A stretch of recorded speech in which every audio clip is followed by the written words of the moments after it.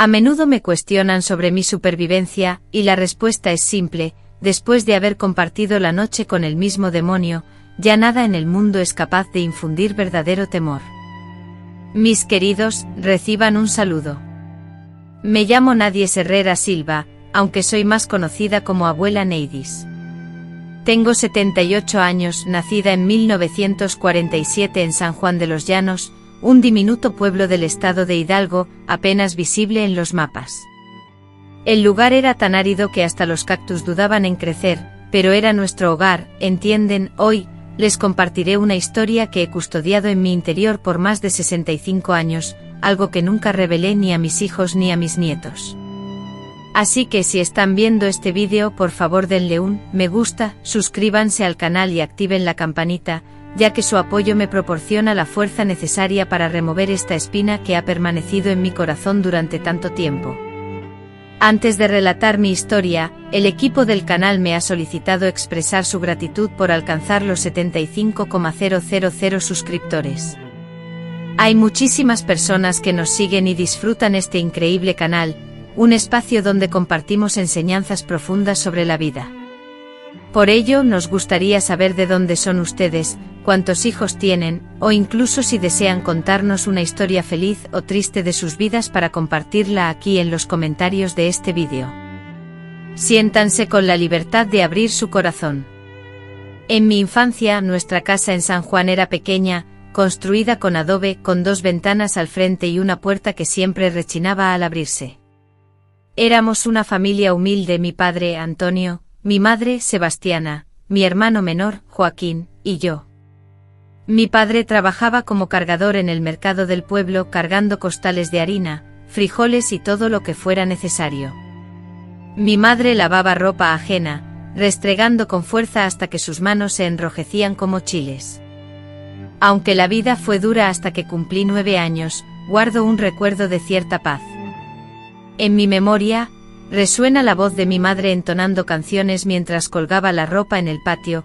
Me llegan los aromas a café de olla que perfumaban las mañanas, y recuerdo las historias de fantasmas y espíritus que la abuela Juanita nos narraba durante sus visitas.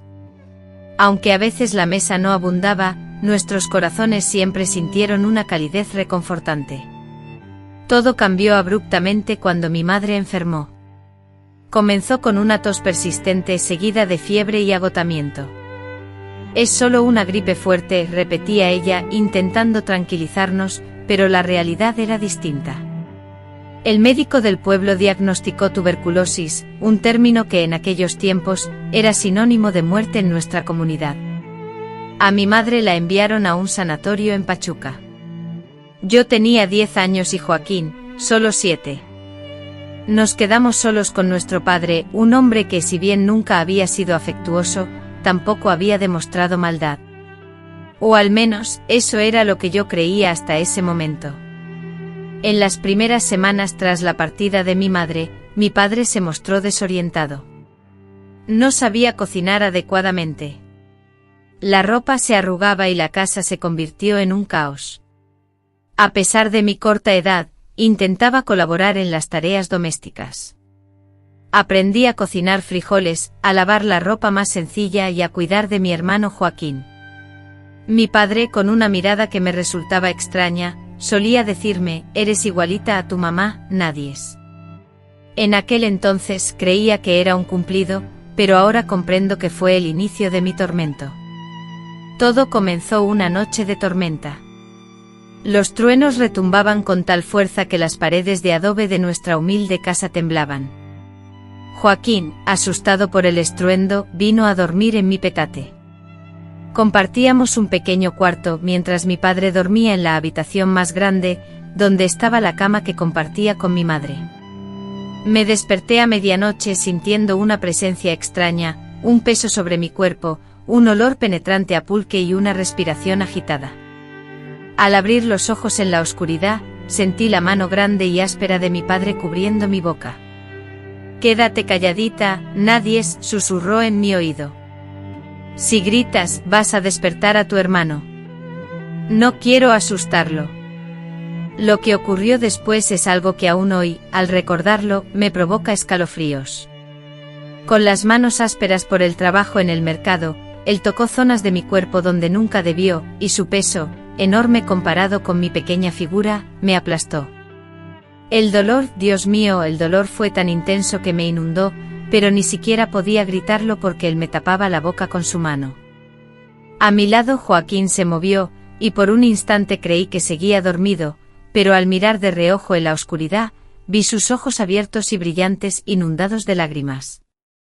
Estaba despierto, consciente de todo, pero petrificado por el miedo, igual que yo. Cuando terminó, papá se levantó, se arregló la ropa y con la misma indiferencia con la que hablaría del tiempo, dijo: «Esto se queda entre nosotros, nadie es. Si se lo cuentas a alguien, especialmente a tu mamá cuando regrese, nadie te creerá. Dirán que lo inventaste todo para llamar la atención, y entonces tendré que enviarte lejos, a casa de tu tía Esperanza en Tulancingo. Nunca más volverás a ver a tu hermanito». «¿Eso es lo que quieres?». Tragándome el llanto, negué con la cabeza. No quería separarme de Joaquín. Él era la única persona en todo el mundo que conseguía que mi soledad se mitigara. Cuando mi padre abandonó la habitación, y solo entonces Joaquín se acercó a mí, temblando visiblemente. Aunque solo tenía 7 años, sus ojos parecían portar la sabiduría y el peso de muchos años esa noche. Con la voz quebrada y un hilo de voz, preguntó: «¿Nadides te hizo daño?». «Vete a dormir, Joaquín», fue todo lo que pude pronunciar, dándole la espalda y deseando con todas mis fuerzas desaparecer, consumida por la vergüenza. Esa fue solo la primera noche, muchas otras las sucedieron. Mi padre empezó a beber más, a permanecer más tiempo en casa, buscando pretextos para no ir a trabajar. Les decía a los vecinos: «Me duele la espalda», pero yo sabía que su verdadera intención era quedarse, aguardando la llegada de la noche. Aprendí a temer la llegada del atardecer. Mientras los demás niños del vecindario jugaban hasta tarde, yo me inventaba excusas para refugiarme en casa. «Tengo que preparar la cena para papá», decía, «o tengo que cuidar a Joaquín», cuando en realidad, lo que hacía era tratar de aplazar lo inevitable. Cuanto antes nos acostáramos, más rápido llegaría el instante que más pavor me causaba. Joaquín, en silencio, se había convertido en mi cómplice. Aunque fingía estar dormido cuando papá entraba en la habitación, yo sabía que permanecía despierto. En ocasiones, cuando la angustia me sobrepasaba, apretaba su pequeña mano bajo la fina cobija y él, a su vez, me la apretaba con la suya, como si me dijera: «Aquí estoy, no te dejaré sola». Después de que papá se marchaba, Joaquín se acercaba y me abrazaba mientras yo sollozaba en voz baja. No decía nada. ¿Qué podía decir? Era solo un niño. Pero ese abrazo, ese contacto puro e inocente, era lo único que me impedía perder la razón. Una vez Joaquín intentó detenerlo. Tenía entonces 8 años, era delgado como un palillo, pero lleno de valentía. Cuando papá entró en la habitación y comenzó a acercarse a mi petate, Joaquín se puso de pie, y con voz delgada, temblorosa pero firme, le dijo: «Deja en paz a Aidis, papá». Papá lo miró con desprecio, como si fuera un insignificante insecto. Con un movimiento repentino y violento, le propinó una bofetada a Joaquín, la cual lo proyectó con fuerza contra la pared. El eco del golpe seco de su cabeza contra el barro agrietado de la pared aún resonaba en mis pesadillas. «La próxima vez que abras esa boca, te arrepentirás», vociferó papá antes de dirigir su mirada fulminante hacia mí. Esa noche, después de que papá se marchó, Joaquín se refugió en mis brazos, sollozando y con un fino hilo de sangre que manaba de una pequeña herida en su ceja. «Perdón, Nadidis, perdóname por no poder protegerte», balbuceaba, con la voz entrecortada. «No lo intentes más, Joaquín», le supliqué con desesperación. «Podría lastimarte de verdad. Prométeme que no lo volverás a hacer». Él asintió, pero en la profundidad de sus ojos vislumbré un cambio sutil, como si una semilla de resentimiento hubiese germinado. La situación se agravó cuando recibimos la noticia: mamá no regresaría pronto. El tratamiento estaba siendo más complicado de lo previsto, y su estancia en el sanatorio se prolongaría, al menos por un año. Papá esbozó una sonrisa al leer la carta, una sonrisa que me heló la sangre. Ahora solo estábamos nosotros tres, Neidis, dijo mientras me acariciaba el cabello de una manera que me revolvía el estómago. Una familia unida, repetía. Para ese entonces, yo ya había cumplido 11 años. Las visitas que él hacía por las noches eran casi diarias.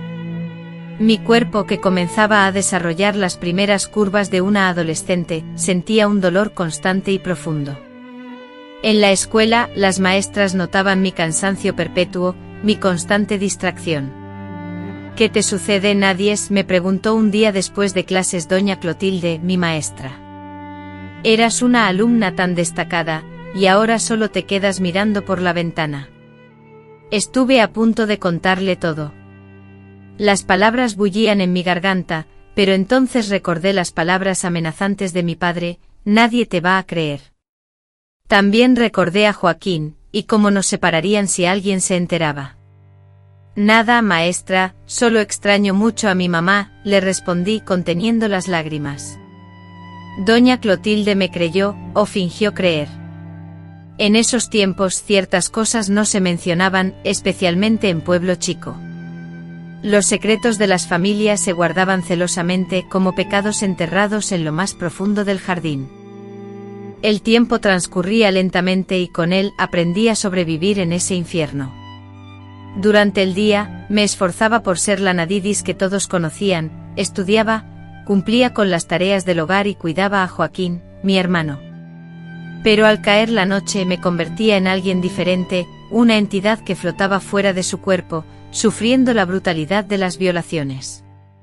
Aprendí a desligarme del dolor, a fingir que lo que ocurría no me afectaba directamente, como si fuera un evento ajeno a mí. Joaquín y yo habíamos creado un código secreto. Cuando nuestro padre se ausentaba los fines de semana para beber, sabíamos que su regreso traería consigo la violencia exacerbada. Antes de dormir, Joaquín solía decir: vámonos a la tierra de los sueños, Nadies, una frase que nos preparaba mutuamente para lo que vendría, una noche de sufrimiento incrementado. Al cumplir 12 años, una transformación interna comenzó a gestarse en mí. El miedo poco a poco fue cediendo el paso a una rabia silenciosa, constante, que ardía como una brasa en mi interior. Empecé a buscar desesperadamente una salida, una forma de escapar de aquel tormento. Sin embargo, la pregunta resonaba en mi mente: ¿cómo, a dónde podría ir? Y, sobre todo, jamás abandonaría a Joaquín. Fue en ese tiempo, guiados por el azar o para quienes profesaban la fe por designios divinos, cuando doña Soledad entró en nuestras vidas. Era una anciana que residía sola al final de la calle, una partera retirada que gozaba de renombre como curandera. Se decía que poseía el conocimiento de hierbas capaces de sanar cualquier padecimiento, de romper hechizos y sortear cualquier mal. Un día, mientras jugaba, Joaquín sufrió una caída, cortándose la rodilla con un trozo de vidrio. La herida era profunda, la sangre brotaba abundantemente. Afortunadamente mi padre no se encontraba en casa, y yo, presa del pánico, corrí a la vivienda de doña Soledad. Ella nos acogió con una serenidad que parecía calentar el espíritu. Le limpió la herida a Joaquín, le aplicó un vendaje con hierbas que calmaron el dolor casi instantáneamente y nos ofreció un té dulce con sabor a canela y consuelo. Mientras atendía a Joaquín, doña Soledad me observaba de manera peculiar, como si pudiera traspasar mi apariencia, a través de la ropa suelta que utilizaba para ocultar las cicatrices, a través de la sonrisa fingida que había aprendido a exhibir. Muchacha, pronunció doña Soledad, después de que Joaquín, exhausto, se había quedado profundamente dormido en el vetusto sofá de su sala. Hay algo turbio que te atormenta, ¿verdad? La sorpresa me paralizó. ¿Cómo podía saberlo? ¿Sería cierto que aquella mujer, como murmuraban algunos, poseía dones de bruja? No, doña Soledad, todo está perfectamente bien, balbuceé, evitando su mirada. Ella, sin embargo, tomó mis manos entre las suyas, manos ajadas por el tiempo y marcadas por arrugas profundas, pero que transmitían una calidez y seguridad reconfortantes. Mírame, Nadie, me ordenó con voz firme. Conozco las señales. He visto incontables muchachas con esa misma mirada, esa que refleja un peso demasiado oneroso para unos hombros tan jóvenes. En ese momento fue como si una represa interna se rompiera. Lágrimas gruesas y desesperadas inundaron mis ojos. Incapaz de articular palabra, solo pude llorar, llorar como nunca antes me había permitido. Doña Soledad me estrechó en un abrazo protector, y me dejó llorar hasta que la última lágrima se hubo extinguido. Cuando por fin me calmé con voz suave pero decidida, me dijo: no es necesario que me lo cuentes ahora, pero debes saber que existe ayuda en este mundo, que hay una salida. Cuando te sientas preparada, ven a verme, pero ven sola. Esas palabras, como una semilla, sembraron una diminuta esperanza en mi corazón. La esperanza brillaba tenue, una posible ayuda, una posible salida. Quizás, solo quizás, esta pesadilla encontraría su fin. Lo que ignoraba era que ese final llegaría de una manera totalmente inesperada, y que mi hermanito Joaquín, quien observaba todo en silencio, jugaría un papel crucial en nuestra liberación, un papel mucho más importante de lo que yo jamás hubiera imaginado. Amigos, esta es solo la primera parte de mi historia. Es difícil relatarlo, los recuerdos aún duelen, pero como dice el refrán, las palabras son flechas que ya no se pueden detener. Ahora que he comenzado, debo llegar hasta el final. Agradezco sinceramente a cada uno de ustedes por acompañarme. Si esta historia les llega al corazón, por favor compártanla con alguien que crean que necesita escucharla. A veces nuestros propios sufrimientos pueden aliviar el dolor de otros. Joaquín, después de las noches más oscuras, tenía una manera muy especial de consolarme, recolectaba florecitas del monte, la vibrante flor de Nochebuena y delicadas margaritas silvestres, y las depositaba silenciosamente sobre mi almohada, como un mensaje sin palabras. A pesar de todo, la belleza aún existía en este mundo, nadies. En esa época, mi hermanito cumplía 9 años. Joaquín, un niño delgado con ojos grandes y expresivos que parecían albergar una sabiduría impropia para su edad, prefería mi compañía a los juegos de los demás niños en las calles de San Juan. Mientras ellos jugaban fútbol o cazaban lagartijas, él se quedaba a mi lado como un guardián invisible. Casi sin necesidad de palabras, habíamos desarrollado un lenguaje propio, un tirón de orejas indicaba precaución, 3 torceduras seguidas significaban: está de mal humor hoy, un silbido corto: todo está bien, podemos relajarnos. Así nos protegíamos mutuamente como podíamos. Cuando papá llegaba con el olor a pulque más intenso de lo habitual, Joaquín fingía dolor de estómago o fiebre, cualquier cosa con tal de dormir entre mí y la puerta, como si su pequeño cuerpo pudiera servir de barrera. El aparato no funcionaba. Ciertamente papá lo apartaba a veces con tal ímpetu que Joaquín chocaba contra la pared. Sin embargo, mi hermano nunca se rendía. A la noche siguiente allí estaba de nuevo intentando ser mi protección. ¿Por qué no gritas, Nadides?, me preguntó una vez en un susurro después de que papá se marchó de nuestra habitación. Si gritas fuerte, los vecinos te oirán y entonces me separarán de ti, repliqué aferrando su manita. No puedo permitir que eso ocurra, Joaquín. Somos únicamente nosotros dos en este mundo.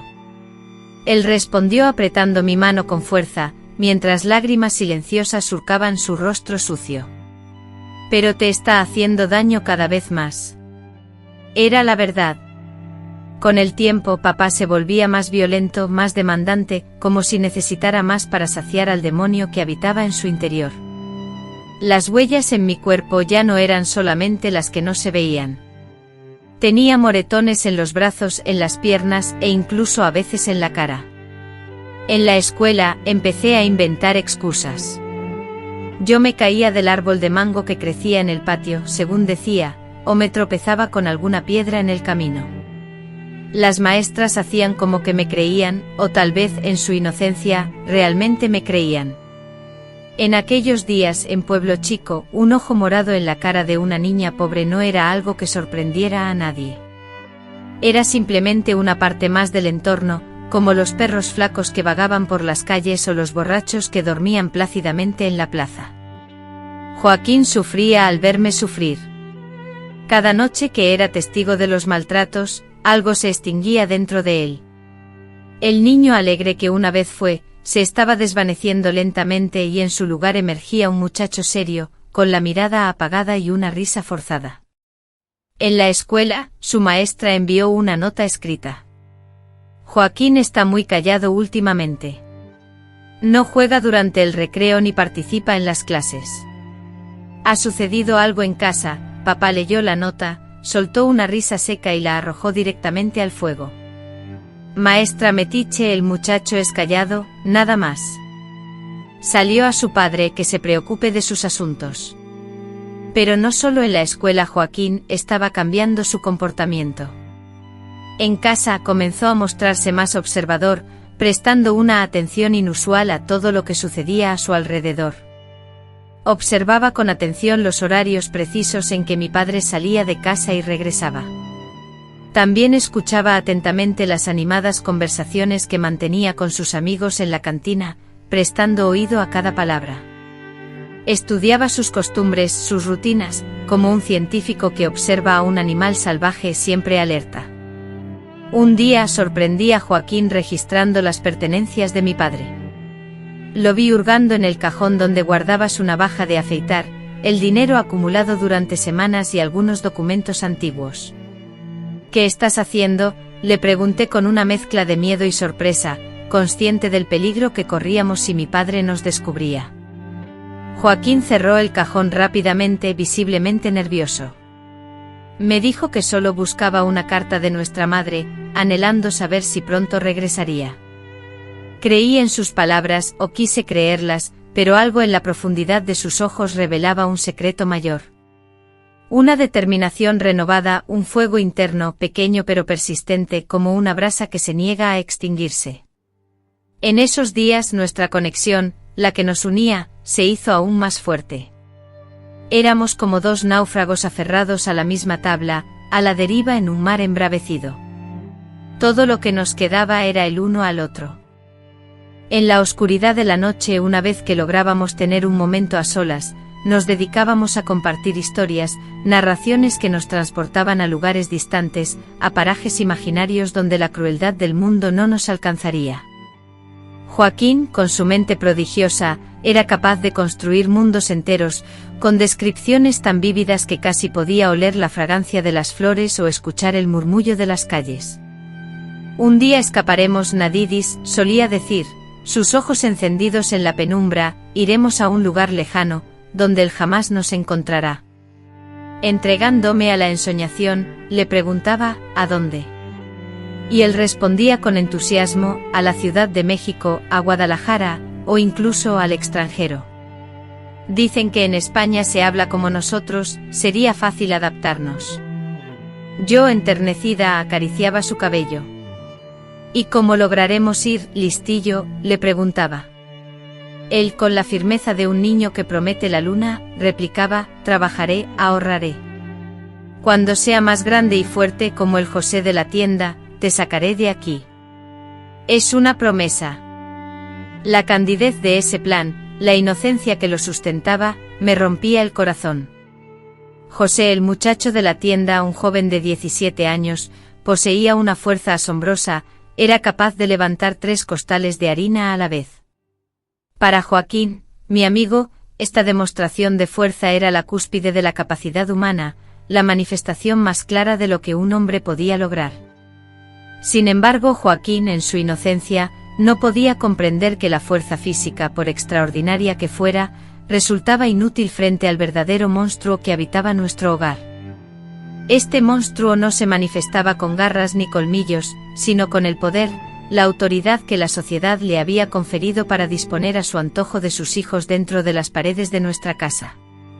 Por eso nuestras visitas a casa de Doña Soledad se volvieron más frecuentes, sin necesidad de excusas. Mi padre generalmente no se preocupaba por saber dónde pasábamos el día, siempre y cuando estuviéramos de vuelta en casa antes de su llegada. Doña Soledad nos recibía siempre con una sonrisa amable y algún pequeño obsequio dulce, un trozo de pan de dulce o un pedazo de piloncillo con coco, cualquier cosa que tuviera. Nunca me forzaba a hablar sobre lo que ocurría en mi hogar, parecía saber que, cuando estuviera lista, le contaría mi secreto. Mientras tanto, Joaquín nos ofrecía un santuario, un espacio de tranquilidad donde, por unas horas, podíamos ser simplemente niños. Fue durante una de esas visitas que me percaté de la vasta sabiduría de Joaquín, mucho más de lo que aparentaba. Doña Soledad me había solicitado que recogiera hierbabuena en su patio, y me quedé allí un buen rato. Al regresar, escuché a Joaquín salir de la cocina. Él le hace cosas malas, doña Soledad, todas las noches. Yo lo veo todo, pero no puedo hacer nada. Me quedé inmóvil al otro lado de la puerta, con el corazón latiendo con fuerza, como si quisiera escaparse. «Y tu madre, muchacho, no puede ayudar», la voz de doña Soledad, suave, controlada, pero podía sentir la furia reprimida. «Mamá está enferma, lejos, tiene tuberculosis. Papá dijo que si se lo contamos a alguien, se llevarán a Nadidis y jamás la volveré a ver». Hubo un silencio prolongado, y luego la voz de doña Soledad, aún más baja, susurró: «Hay momentos, hijo mío, en que uno debe impartir justicia por sí mismo. Este mundo no fue diseñado para salvaguardar a jovencitas como tu hermana». En ese instante, justo cuando Joaquín iba a responder, el ladrido de un perro, aterrado por un gato que correteaba en el patio, ahogó sus palabras. Fingiendo no haber oído nada, me dirigí a la cocina, donde le entregué las hierbas a doña Soledad. Sin embargo, la frase de hacer justicia con las propias manos resonaba incesantemente en mi mente. ¿Cuál era el verdadero significado de esa afirmación de doña Soledad, y, sobre todo, cómo había interpretado Joaquín esas palabras? Los días transcurrieron, y con ellos llegó mi cumpleaños número 13. No hubo festejos, por supuesto, papá ni siquiera se acordó. Pero Joaquín, recordando mi aniversario, guardó un trozo de dulce de camote que le habían dado en la escuela y me lo ofreció, cantándome las mañanitas en voz baja, solo nosotros dos en el patio. 13 años, dijo mirándome con seriedad. Ya eres toda una señorita, Nadies. Sonreí con tristeza. No me sentía como una señorita, me sentía vieja por dentro, como si hubiera vivido 100 años de sufrimiento y mi cuerpo además estaba experimentando cambios. Sí, cada vez se parecía más a mi madre, un recordatorio que mi padre me repetía en las noches más oscuras, pero en mi interior, solo era una niña aterrorizada, forzada a vivir una vida que nunca escogí. Después de mi cumpleaños, las cosas empezaron a ir de mal en peor. Mi padre empezó a traer a casa a sus amigos, hombres borrachos como él, con miradas que me seguían por toda la casa, como serpientes acechando a su presa. Tu hija se está volviendo una mujercita bonita, escuché a uno de ellos decir una noche, creyendo que yo estaba en mi habitación. Igualita a Sebastiana cuando era joven. La risa de mi padre sonó áspera y amenazante. Sí, tiene la cara de la madre, pero es más obediente. El miedo se convirtió en terror absoluto. Si antes temía lo que mi padre me hacía, ahora temía lo que permitiría que otros me hicieran. Empecé a cerrar con llave la puerta de mi habitación por la noche, reforzándola con la vieja cómoda, y por unas noches funcionó. Mi padre, furioso, pegaba gritos, profería insultos y lanzaba amenazas, pero finalmente cedía a su ira inicial y volvía a la sala, en donde continuaba bebiendo con sus amigos. Sin embargo, la incertidumbre me atormentaba, sabía que tarde o temprano derribaría la puerta de mi habitación o encontraría otra forma de entrar. Joaquín, siempre observador y sensible, percibía mi temor, que crecía día a día. Una noche, mientras intentábamos conciliar el sueño o fingíamos hacerlo, ya que dormir plácidamente era un privilegio infrecuente, agarró mi mano con fuerza. Nadides, tenemos que hacer algo, susurró, tan bajo que apenas lo oí. ¿Qué podemos hacer, Joaquín? Somos solo niños, le repliqué con angustia. Él guardó silencio por un largo rato y cuando volvió a hablar, su voz sonaba más seria de lo que nunca había oído. Doña Soledad sabe cosas que nos pueden ayudar. Sintiendo un escalofrío que me recorría la columna vertebral, pregunté qué tipo de cosas. Joaquín respondió con voz grave: hierbas, brebajes, Cosas que pueden hacer que una persona duerma tan profundamente que ni se entere si alguien entra en su habitación, o incluso cosas que pueden hacer que alguien no despierte jamás. La última frase, apenas un susurro, se perdió en la inmensidad del cuarto, pero el significado de esas palabras pesaba como una losa. La propuesta de Joaquín, algo tan espantoso y definitivo, me empujó a negarme de inmediato. No, Joaquín, eso es pecado, es un crimen, no podemos hacerlo. Es más pecado lo que él te hace todas las noches, replicó Joaquín, con la voz quebrada. Dios no puede querer que sufras así, y si Él no nos ayuda, debemos ayudarnos nosotros mismos. La crudeza de esas palabras, salidas de un niño de tan solo 9 años, me dejó sin habla. Lo que Joaquín planteaba era impensable, monstruoso. Sin embargo, mientras esperaba en la oscuridad el sonido de la puerta, presagio de otra noche de terror, una voz interna susurró, ¿y si fuera la única solución? Esa noche, papá logró forzar la cerradura. La cómoda cedió con violencia, y uno de sus cajones se abrió, esparciendo nuestra escasa ropa por el suelo. La pesadilla que siguió superó en crueldad a todas las noches previas combinadas. La frustración acumulada por la oposición, por la puerta cerrada que impedía la huida, mutó a papá en una criatura salvaje, despojada de cualquier vestigio de compasión. Cuando finalmente el ataque cesó y papá se marchó, dejándome exhausta, tendida como un despojo en el suelo, Joaquín emergió. Se había refugiado bajo la cama, temblando de miedo, escuchándolo todo. Su rostro infantil estaba surcado por lágrimas, pero en sus ojos brillaba algo nuevo, una determinación fría, prematuramente madura, que resultaba aterradoramente inapropiada para su corta edad. Mañana vamos a hablar con doña Soledad, declaró, no como una propuesta, sino como una orden definitiva. Esto no puede volver a ocurrir, nadie es. No lo permitiré. Yo, debilitada, no tuve ánimos para objetar. Esa noche algo se rompió dentro de mí. No solo mi cuerpo, sino también mi capacidad de lucha y mi esperanza de que las cosas mejoraran sin tomar medidas extremas. Contemplé los ojos de mi hermano menor, ese niño que había presenciado y oído atrocidades que ningún infante debería soportar. Por primera vez, en un gesto de sumisión y acuerdo, moví la cabeza. En ese instante ignoraba por completo que aquel simple asentimiento marcaría el comienzo de una estrategia que transformaría nuestras vidas para siempre. Un plan concebido en la desesperación de 2 niños, nutrido por el silencio cómplice de una anciana partera, y destinado a culminar en un desenlace que ni en mis pesadillas más oscuras podría haber previsto. A la mañana siguiente fui incapaz de levantarme del petate donde dormía. Cada músculo de mi cuerpo clamaba de dolor, como si una manada de toros me hubiera pisoteado. Joaquín, mi hermano, me acercó una jícara con agua, empapó un trapo y me lo pasó con delicadeza por la cara, limpiando la sangre seca.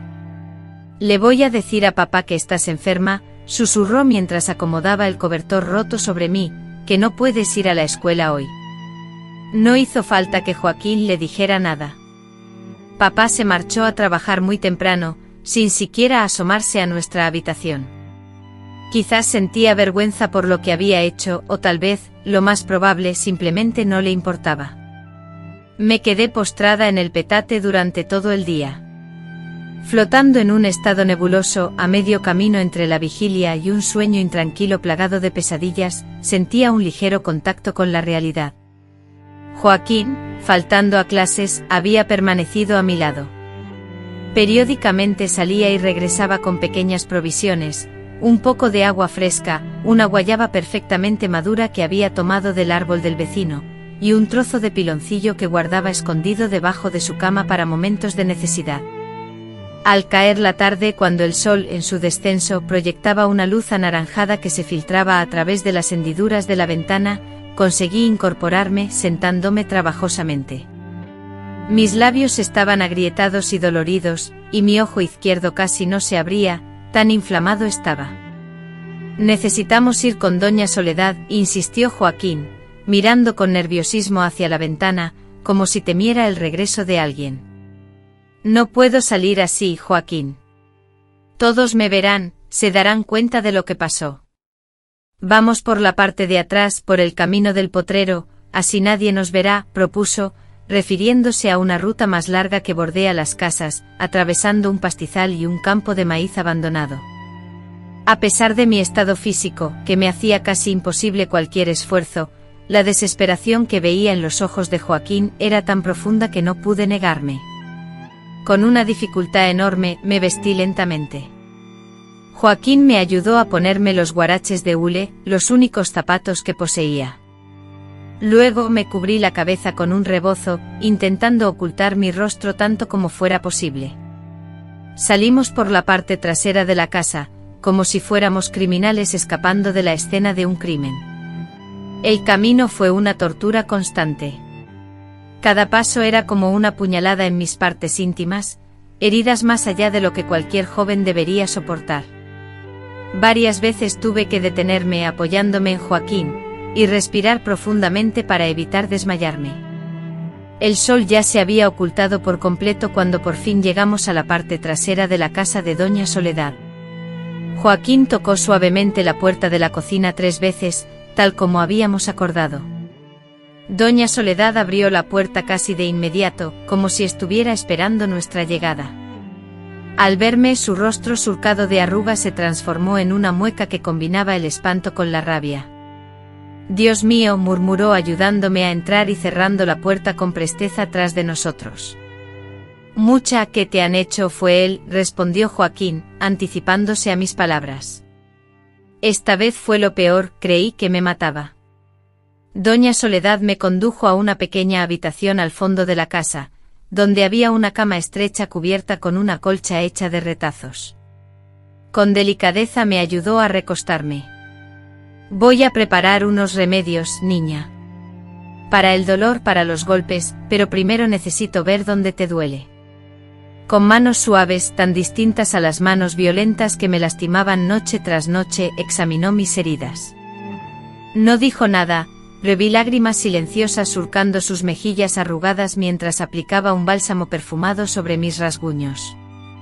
«Esto no puede seguir», dijo por fin, más para sí misma que para nosotros. «Esto es obra del demonio, no de personas». «Señora, necesitamos su ayuda», suplicó Joaquín, inmóvil en el umbral de la habitación, con los ojos desmesuradamente abiertos por la preocupación, recordando las palabras de días anteriores, justicia por nuestra propia cuenta. Doña Soledad me dirigió una mirada larga y penetrante, como si estuviera evaluando algo, sopesando una decisión crucial. «¿Están seguros de esto, muchacho? Es una senda de la que no hay retorno». «Estoy seguro», respondió Joaquín con firmeza sin vacilar. «Si no actuamos, en una hora la asesinará o le hará algo aún peor». «¿Qué podría ser peor de lo que ya sufre?», pensé. Pero en lo profundo de mi ser conocía la respuesta. Papá había empezado a traer amigos a casa, amigos que me observaban de esa forma. Era solo cuestión de tiempo, ni siquiera pude terminar el pensamiento. Era demasiado horrendo. Doña Soledad exhaló un suspiro profundo, como si el peso del mundo descansara sobre sus delgados hombros. «Voy a preparar un té para el dolor, y luego hablaremos del resto». Salió de la habitación, dejándome a solas con Joaquín. Mi hermanito, con sus manitas aún diminutas, se aproximó al borde de mi cama, envolviendo mi mano con las suyas. «Va a estar todo bien, Nadies», murmuró con una seguridad que resultaba extraña en un niño de tan solo 9 años. «Te prometo que él nunca más te va a hacer daño». Casi instantáneamente el té preparado por Doña Soledad comenzó a surtir efecto. El dolor que se había propagado por todo mi cuerpo, se apaciguó gradualmente, dando paso a una agradable somnolencia. Por primera vez en mucho tiempo, quizás semanas, mi cuerpo se relajó por completo. Debí haberme quedado dormida, porque al abrir los ojos nuevamente, los rayos del sol de la mañana se filtraban a través de las hendiduras de la ventana. Durante un instante me sentí desorientada, sin recordar dónde me encontraba. Luego los recuerdos volvieron a mi mente: la horrible noche, la penosa caminata hasta la casa de Doña Soledad, y el enigmático té. Me senté en la cama, sorprendida al notar que el dolor había disminuido significativamente. Aún persistía, es cierto, pero ahora era tolerable. Con esfuerzo logré incorporarme y caminar hasta la puerta de la habitación. Al otro lado, provenientes de la cocina, escuché murmullos. Reconocí la voz grave y preocupada de doña Soledad y la voz más profunda de Joaquín, conversando en un tono bajo y apresurado. Aún sintiéndome un poco aturdida, me acerqué con cautela. «Tiene que ser en la comida», escuché decir a doña Soledad, «o en la bebida, preferiblemente en el pulque, así no notará el sabor». La voz de Joaquín, resonando con seriedad, preguntó: «¿Y cuánto tiempo tarda en hacer efecto?».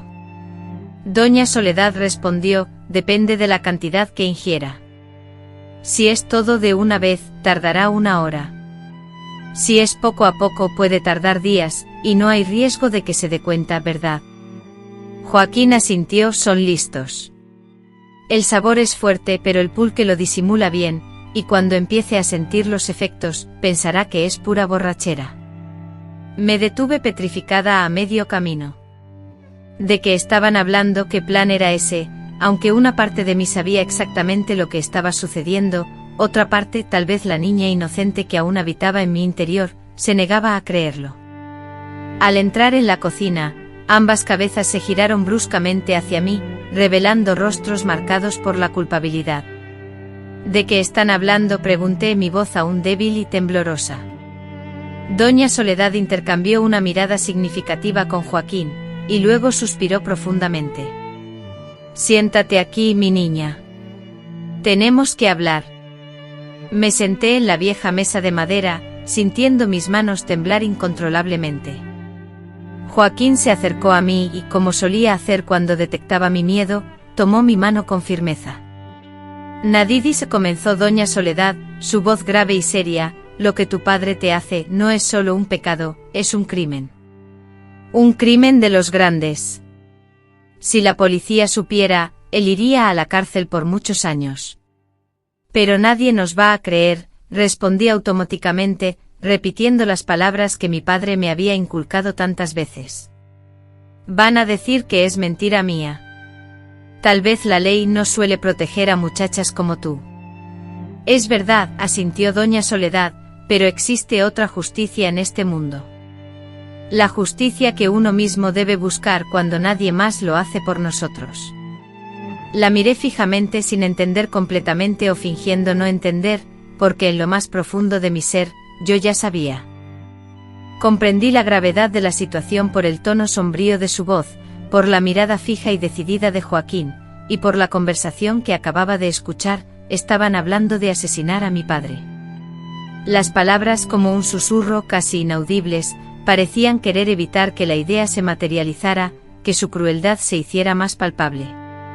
Doña Soledad, en lugar de responder directamente, tomó mis manos entre las suyas, y clavó sus ojos en los míos, diciendo con seriedad: «Lo que te voy a preguntar es muy importante, muchacha, necesito que me respondas con el corazón. Si pudieras escoger entre la vida de tu padre y la tuya propia, ¿cuál elegirías?». La pregunta, aunque sencilla, me descolocó. La respuesta implicaba dilemas que una muchacha de 13 años no debería enfrentar.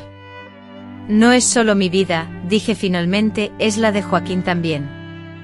Si mi padre se entera de que intentamos algo contra él, nos hará cosas mucho peores de las que ya nos hace. Y es un pecado», añadió Joaquín, con la voz temblorosa, sellando el acuerdo. La maestra en la escuela había sentenciado que quitarle la vida a alguien era el peor pecado, pero él, el padre de Joaquín, no era un padre de verdad, sino un monstruo. Y en los cuentos, ¿acaso no se matan a los monstruos? La lógica infantil, pero a la vez tan madura, de Joaquín me tomó por sorpresa. Era cierto.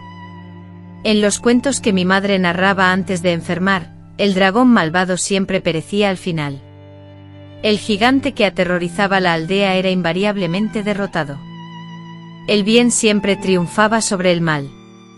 Pero en la vida real, en la cruda realidad, muchachas como yo padecíamos en silencio, sin que nadie acudiera a rescatarnos. En la vida real, el monstruo no era una criatura imaginaria con escamas y garras, sino un hombre común, un padre que los vecinos saludaban amablemente en la calle, que el cura bendecía en la misa dominical. ¿Y si algo sale mal?, pregunté con la voz a punto de extinguirse.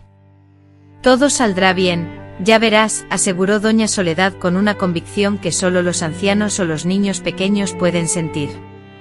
Tengo 80 años, muchacha. He ayudado a mucha gente en mi vida. Aunque algunas de mis acciones puedan no ser consideradas correctas según ciertos estándares, sé que Dios mira el corazón y no se deja guiar por las apariencias. En lo más profundo de mi ser, estoy convencida de estar obrando bien. Contemplé a la mujer, a Joaquín, mis manos magulladas, reviví las noches de terror, el miedo constante, el sufrimiento interminable. Recordé a mi madre internada en el sanatorio, sin saber el destino de sus hijos. Visualicé el futuro, habría algunos si continuábamos en esta situación. ¿Qué debemos hacer?, pregunté sintiendo que me precipitaba al vacío. La expresión de Joaquín se transformó al instante, como si se liberara de una carga pesada. Doña Soledad me estrechó las manos con fuerza, sus ojos reflejando una combinación de tristeza y firmeza. Primero necesitas recuperarte, volver a ser fuerte. Tomará algunos días, y durante ese tiempo tu hermano regresará a casa, para no levantar sospechas. No quiero dejar sola a nadie, protestó Joaquín. Necesitas hacerlo, muchacho, respondió ella. Si tanto tú como tu hermana permanecen desaparecidas, tu padre comenzará a sospechar. Comenzará a buscar, a preguntar a los vecinos. Lo mejor es que regreses y expliques que tu hermana fue a visitar a una amiga a otro pueblo y que recibió un mensaje de tu madre pidiéndole que fuera. Joaquín no se mostró del todo de acuerdo, pero finalmente accedió.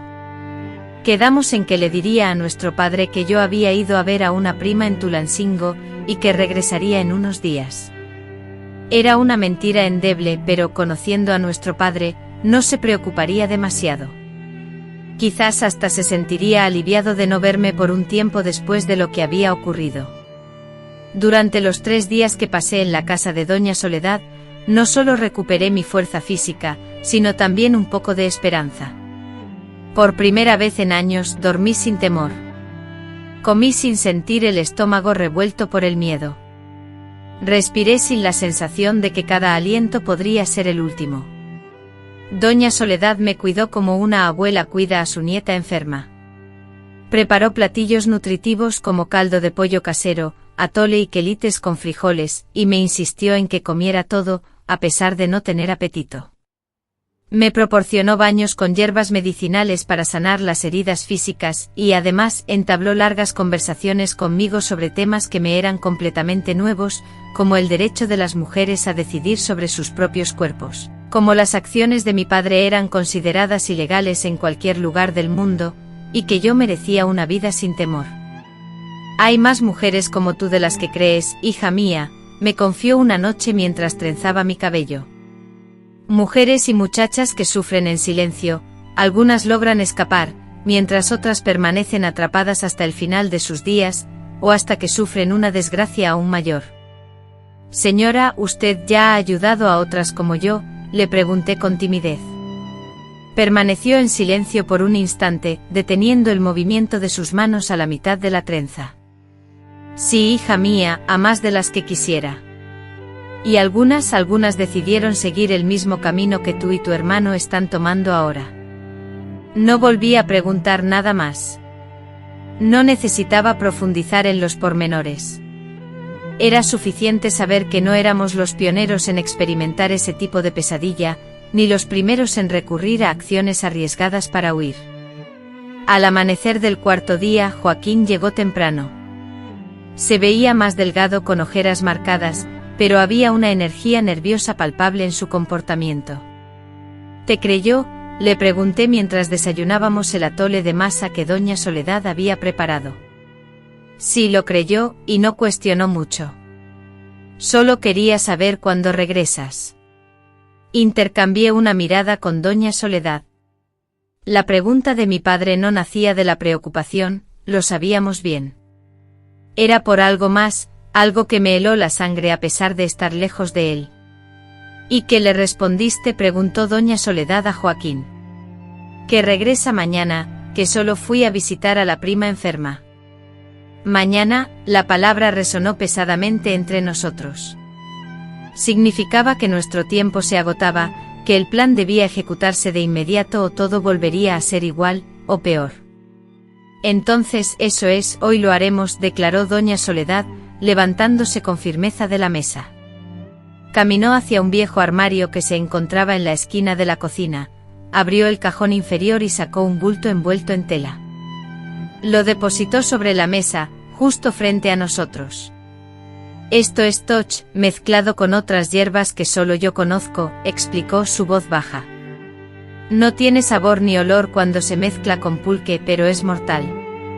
Miré el bulto con aprensión, como si fuera una víbora a punto de atacar.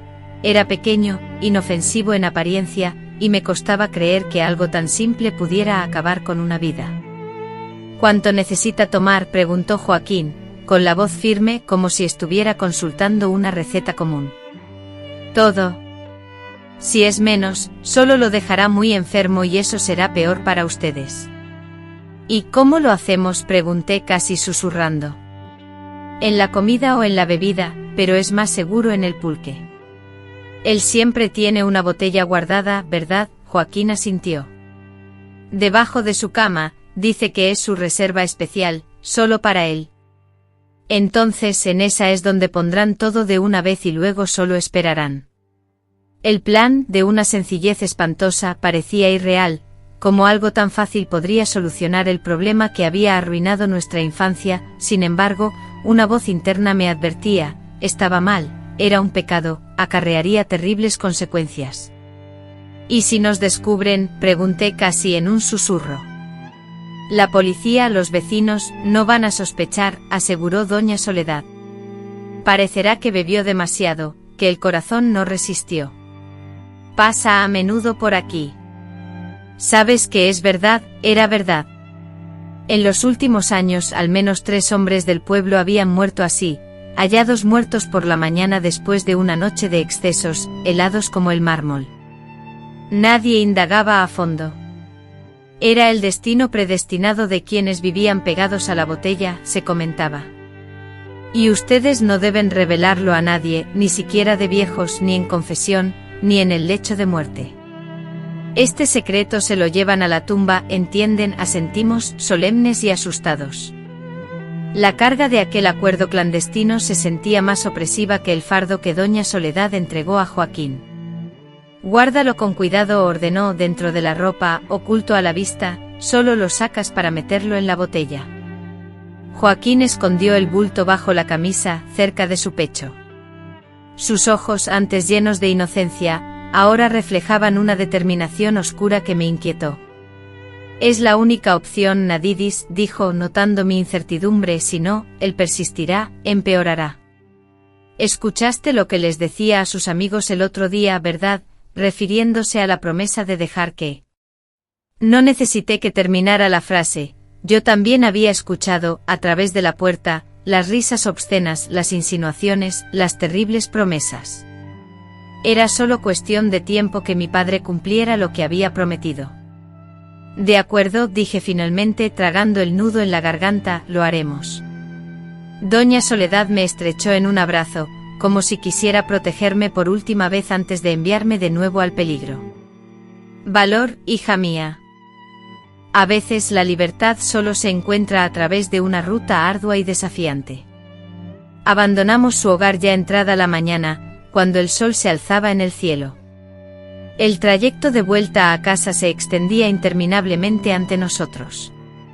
Cada paso que dábamos nos acercaba no solo a nuestro hogar, sino también a un punto crucial e irreversible en nuestras vidas.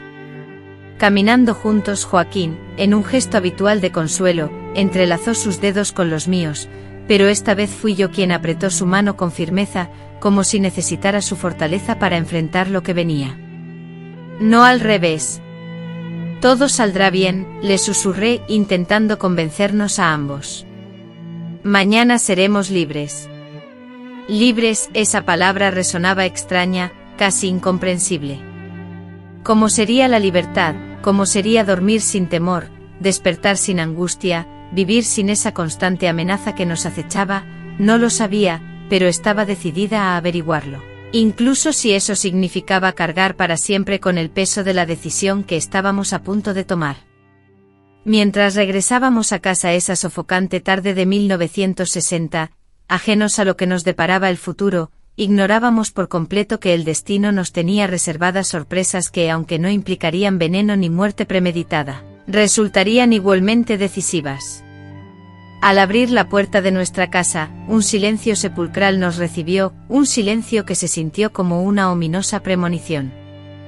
La ausencia de mi padre, que a esa hora usualmente estaría durmiendo la resaca de la noche anterior o sentado en el umbral liando un cigarrillo con sus dedos gruesos, causantes de mi temor infantil, era algo completamente inusual.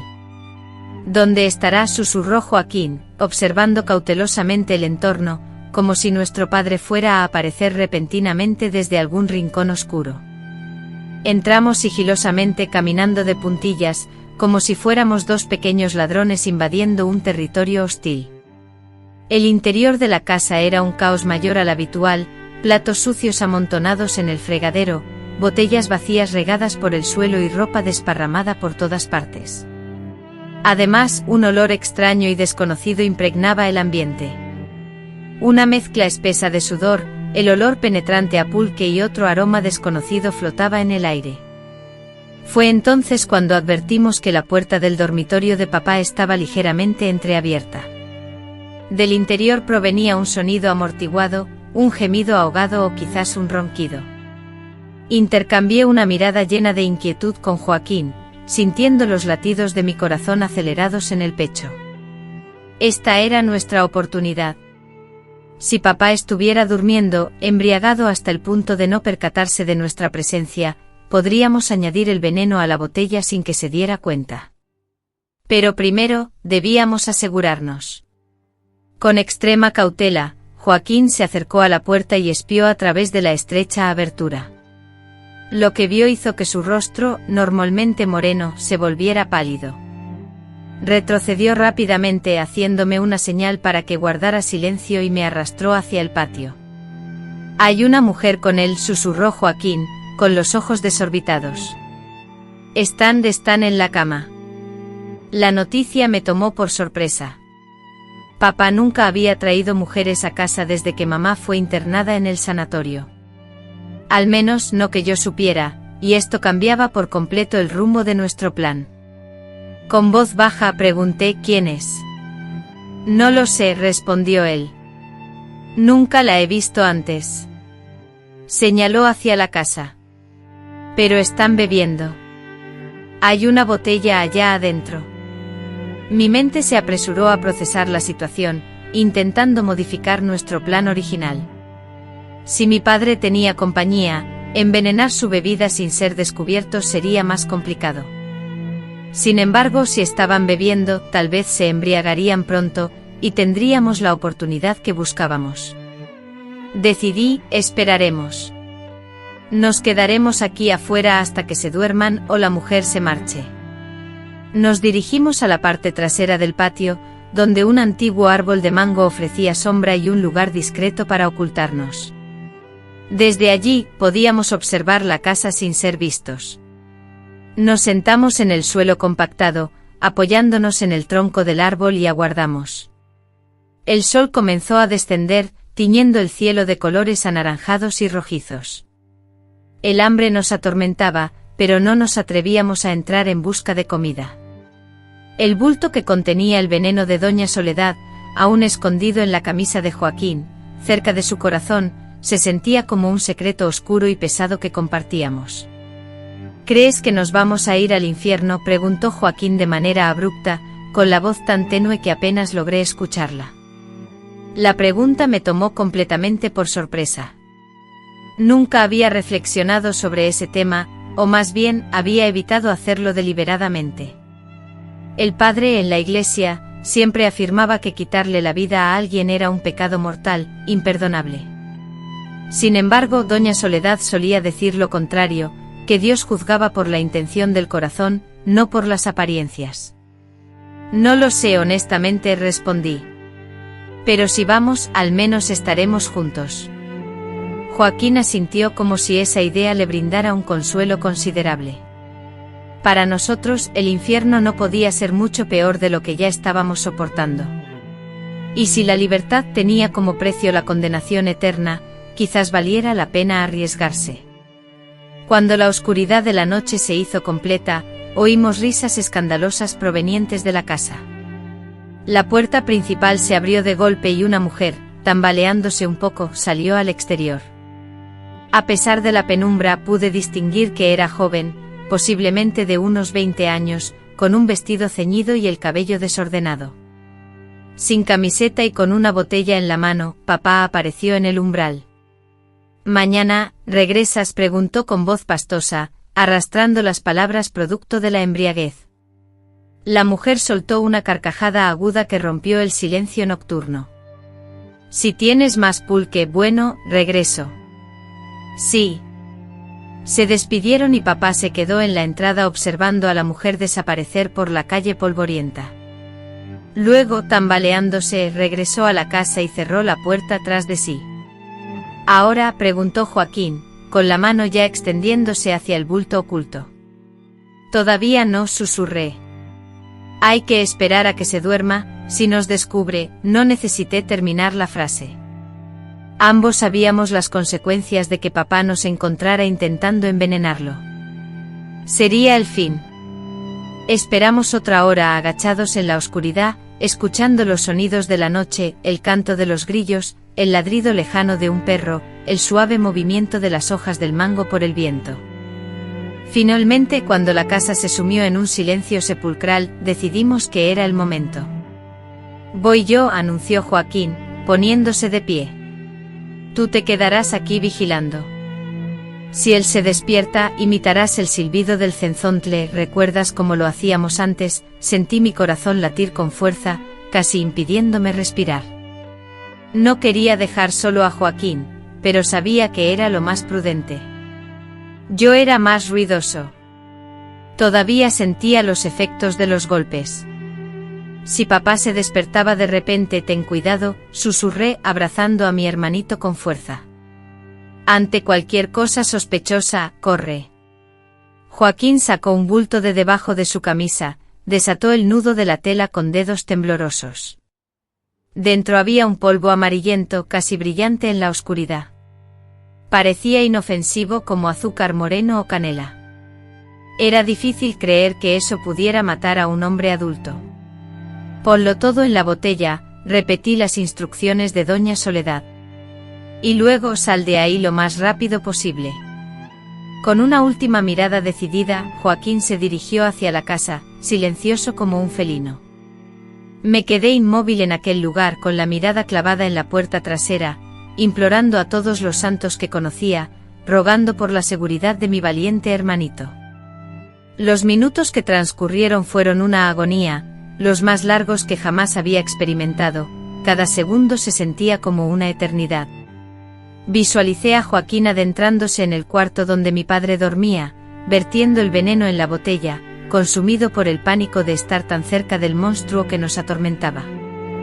De pronto un sonido rompió el silencio, no era el silbido acordado, sino un grito, el grito furioso de un hombre, seguido por el estruendo de algo al romperse. Sin dudarlo, corrí hacia la casa.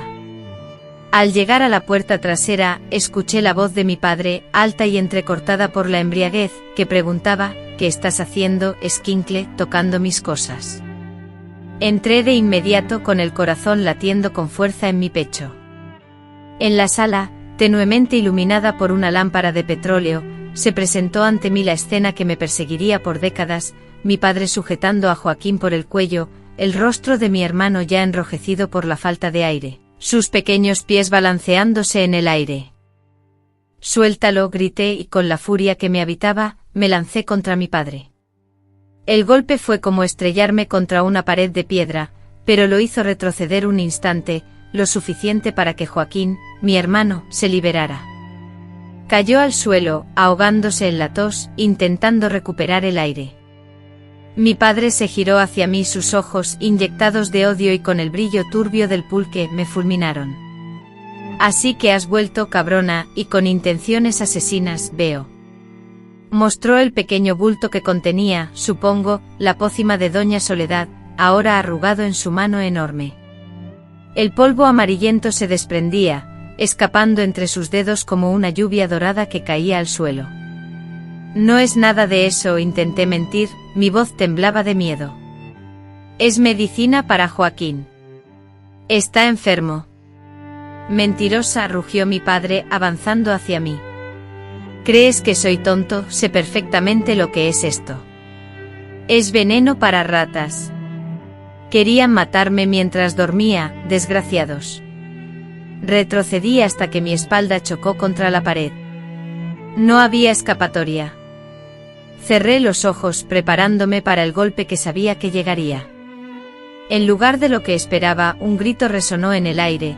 No era un grito cualquiera, sino uno infantil, desesperado pero valiente. Desperté justo a tiempo para ver a Joaquín corriendo hacia papá, con algo firmemente agarrado entre sus manos. Reconocí el objeto en el último segundo, el viejo machete que papá guardaba en lo alto del armario, el mismo que usaba para limpiar los pescados cuando íbamos al río, en la época en que mamá vivía con nosotros y todo parecía normal. «Deja a mi hermana», gritó Joaquín, y con toda la fuerza que pudo reunir su pequeño cuerpo, enterró el machete en la pierna de papá. El sonido que emanó de la garganta de papá no era humano, sino un rugido de dolor y furia, como el de un animal herido. Se olvidó de mí, girándose para enfocar toda su rabia en Joaquín. «Te voy a matar», mocoso, gruñó arrancándose el machete de su propia pierna, la sangre brotando y tiñendo el suelo de tierra. «Te voy a acabar ahora mismo». Lo que sucedió después fue como una pesadilla en cámara lenta. Ante la inminente confrontación entre mi padre y Joaquín, quien se hallaba petrificado por el terror, me lancé impulsivamente entre ellos, intentando desesperadamente salvaguardar a mi hermano. El forcejeo fue breve, seguido de un desequilibrio brusco y repentino, y entonces la aparición del machete. La secuencia exacta de los acontecimientos se difumina en mi memoria. No sé si mi padre resbaló sobre su propia sangre, o si Joaquín intentó defenderse, o si yo, en un reflejo instintivo, lo empujé en el momento preciso. Solo recuerdo que en un instante mi padre estaba de pie, amenazante, y en el siguiente se desplomaba al suelo, el machete clavado en su pecho, sus ojos desorbitados por la sorpresa. Nadidis, balbuceó con dificultad, mi nombre escapando como una burbuja sanguinolenta de sus labios. Y luego el silencio absoluto. Joaquín y yo, en un estado de shock paralizante, observamos el cuerpo inerte de nuestro padre, tendido en el suelo de la sala como un muñeco de trapo abandonado. La sangre se extendía rápidamente, formando un charco oscuro y brillante bajo la tenue luz de la lámpara. ¿Está muerto?, preguntó Joaquín, su voz apenas audible, ahogada por el pánico. Me arrodillé junto al cuerpo, temblando incontrolablemente, casi incapaz de moverme. Con la mano temblorosa, toqué su cuello buscando el latido, tal como vi a doña Soledad hacer con el anciano Sebastián en el mercado cuando se desplomó. No sentí nada, solo la piel, aún caliente pero ya perdiendo temperatura, y la quietud absoluta. Asentí, retrocediendo como si el cuerpo pudiera abalanzarse sobre mí en cualquier instante. Sí, está muerto. La cruda verdad nos golpeó con la fuerza de una tormenta. Habíamos conspirado para asesinar a nuestro padre, sí, pero con veneno en su sueño. Una muerte discreta, sin levantar sospechas. Ahora un cuerpo ensangrentado yacía en la sala, un machete en el suelo, pruebas irrefutables de una lucha. ¿Qué hacemos?, preguntó Joaquín, con sus enormes ojos fijos en mí, una mezcla de terror y fe. En ese instante debí madurar, abandonar la niñez, el miedo, la indecisión. Éramos solo nosotros dos, y debíamos actuar con celeridad. Necesitábamos borrar todo. Mi cerebro, en un torbellino de ideas, comenzó a elaborar un plan. Luego debíamos simular un accidente o un allanamiento. Las siguientes horas transcurrieron entre el terror y la urgencia. Limpiamos la sangre del piso con la mayor diligencia posible. Desordenamos la casa por completo como si hubiera sido robada. Tomamos el poco dinero que papá guardaba en una lata de galletas para que pareciera un robo. Limpiamos el machete y lo arrojamos al río que corría detrás del pueblo. Quemamos la ropa manchada de sangre en una pequeña hoguera en el patio, hecha con ramas secas. Cuando el sol comenzó a asomarse, observamos la escena. La casa parecía haber sido saqueada. El cuerpo de papá yacía en el suelo de la sala, con la botella de pulque rota a su lado, como si se le hubiera caído. La historia que inventamos era sencilla: habíamos estado durmiendo en el cuarto trasero, escuchamos ruidos y al despertar, encontramos a papá en esa situación. Alguien, aprovechando la oscuridad de la noche, había entrado en nuestra casa con la intención de robar dinero o cualquier objeto de valor. Ahora lloren, me indicaba Joaquín, mientras sus pequeñas manos temblaban. Llora con todas tus fuerzas para que la vecina, doña Josefa, escuche y venga a ver qué sucedió. Llorar no fue difícil. Las lágrimas brotaron sin esfuerzo, no por la tristeza de la muerte de papá, sino por una mezcla confusa de miedo, alivio y culpa, emociones que no podíamos definir. Nos abrazamos y lloramos juntos, nuestros sollozos resonando en el silencio de la casa, mientras el sol ascendía en el horizonte, marcando el inicio de una nueva etapa en nuestras vidas. Doña Josefa llegó enseguida, atraída por nuestros gritos. Detrás de ella, otros vecinos. La casa se llenó rápidamente de gente, de exclamaciones de horror y preguntas a las que respondíamos entre sollozos, manteniendo nuestra historia simple y coherente. Oí un ruido, tía Josefa, relataba Joaquín, con lágrimas rodando por su rostro pálido. Y cuando fui a ver, papá estaba así en el suelo. Había gente corriendo afuera. Desde la ventana, la observé. Alguien corrió a avisar a la policía, que en ese remoto pueblo se resumía en 2 hombres con caras largas y pistolas herrumbrosas. Realizaron un interrogatorio superficial, inspeccionaron la casa por unos minutos y sin tardanza, concluyeron lo que ya sabíamos: un intento de robo fallido. Presumiblemente el ladrón no anticipó encontrar a alguien en el hogar. Se produjo un forcejeo y papá resultó herido por un machetazo. Una lástima, lamentó uno de los policías, aunque su expresión no reflejaba genuina compasión. Pero son cosas que suceden. ¿Tienen algún familiar que pueda hacerse cargo? Nuestra mamá, respondí de inmediato. Se encuentra en el sanatorio de Pachuca, pero tenemos a doña Soledad, que es como una abuela para nosotros. Fue así como el mismo día que sepultamos a nuestro padre en un ataúd simple en el pequeño cementerio de San Juan de los Llanos, nos mudamos con doña Soledad. Ella nunca hizo preguntas. Cuando nos abrió la puerta de su casa, la mirada en sus ojos revelaba un conocimiento profundo, como si supiera nuestros secretos más oscuros, pero también juraba guardarlos hasta su último aliento. Esa noche, ya en la soledad del pequeño cuarto trasero que nos había preparado, Joaquín se acercó a mi cama, su voz apenas audible en la penumbra: ¿crees que hicimos lo correcto? Nadie es. Lo atraje hacia mí abrazándolo como solía hacer cuando era niño, buscando consuelo después de presenciar las atrocidades en nuestro hogar. No lo sé, Joaquín, respondí con sinceridad, pero era necesario, y ahora somos libres. La palabra libres resonó en mis oídos con un sabor desconocido, como una fruta nueva, dulce pero con un amargo recuerdo del costo que pagamos. A partir de ese momento, nuestras vidas emprendieron un nuevo camino. Doña Soledad, conmovida por la pérdida de su esposo, redactó una carta al sanatorio donde se encontraba internada su madre, informando sobre el fallecimiento de su padre y solicitando que le permitieran a su madre regresar a casa para cuidar de sus hijos. 2 semanas después recibieron la respuesta: la salud de su madre había mejorado, pero aún no estaba completamente recuperada, necesitaría permanecer en el sanatorio durante varios meses más, incluso posiblemente un año. Entonces doña Soledad, con una naturalidad que sorprendía, anunció que ellos, los niños, se quedarían con ella hasta que su madre pudiera regresar. Esta casa es demasiado grande para que la habite una anciana sola, argumentó. Y así dio inicio una nueva etapa en sus vidas. Doña Soledad les transmitió sus conocimientos sobre hierbas medicinales, antiguos remedios y secretos ancestrales que se habían heredado a través de las generaciones. Retomaron las clases en la escuela, y gradualmente las miradas de lástima y compasión de sus compañeros de clase fueron disminuyendo.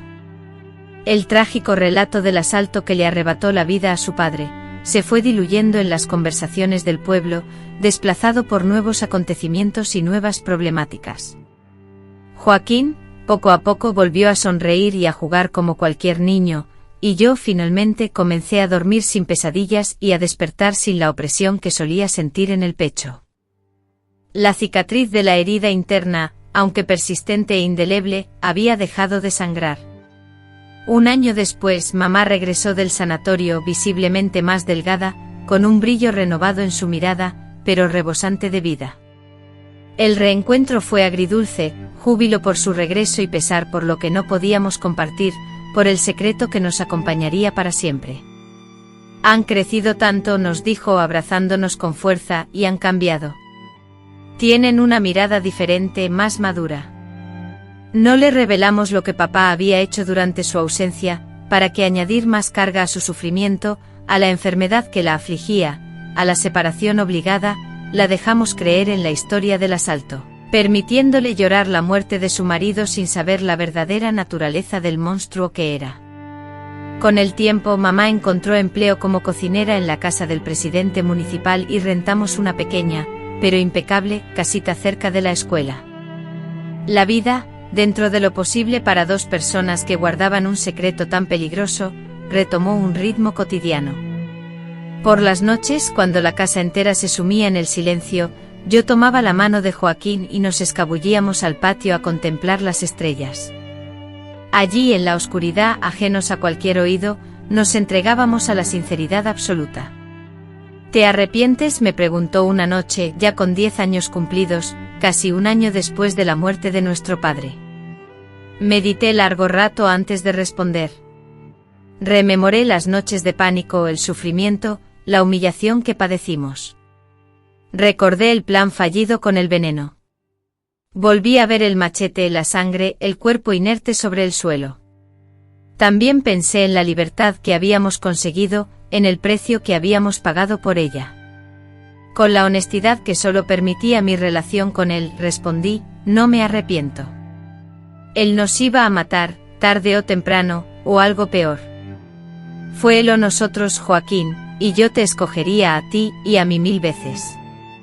Mi hermano menor asintió como si la respuesta que acabábamos de escuchar fuera precisamente lo que esperaba. Nos quedamos inmóviles en silencio observando el firmamento plagado de estrellas, dos niños obligados a madurar a pasos agigantados, dos pequeños forzados a tomar decisiones que jamás deberían haberles correspondido. A pesar de todo, respirábamos, vivíamos y sobre todo, estábamos juntos, unidos, y de alguna forma extraña e incomprensible, éramos libres. El futuro, un lienzo en blanco lleno de incógnitas, se extendía ante nosotros. Cuando saldría a la luz la verdad que ocultábamos, sospecharía alguien, el peso de nuestras acciones nos aplastaría con el tiempo, no teníamos ni idea. Lo único que sabíamos con certeza es que en ese instante, bajo el manto estrellado del campo hidalguense, nos teníamos el uno al otro. Y por el momento eso era suficiente. El destino, esa fuerza misteriosa, es una cosa curiosa, mis queridos. A veces nos hace dar giros tan amplios que nos perdemos en el camino, pero al final, parece que todo tenía que suceder tal y como sucedió. Incluso las experiencias más dolorosas y terribles esconden un propósito que solo logramos comprender mucho tiempo después. 5 años transcurrieron desde aquella noche. Yo, con 18 años cumplidos, era considerada una mujer adulta, según las costumbres. Joaquín, con 14, estaba en pleno crecimiento, y casi me alcanzaba en estatura. Mamá, a pesar de haber superado la tuberculosis, aún sufría ocasionales ataques de tos en los días más húmedos. Nuestra humilde vida en San Juan de los Llanos había encontrado una estabilidad, una tranquilidad que antes nos parecía inalcanzable. La muerte de papá ya no era un tema de conversación. El fallido asalto, un suceso trágico, se había diluido en la memoria del pueblo como una historia más entre tantas otras. Nuestro secreto, el de nosotros tres, permanecía oculto, solo conocido por mí, Joaquín y doña Soledad, quien continuaba siendo nuestra consejera y protectora.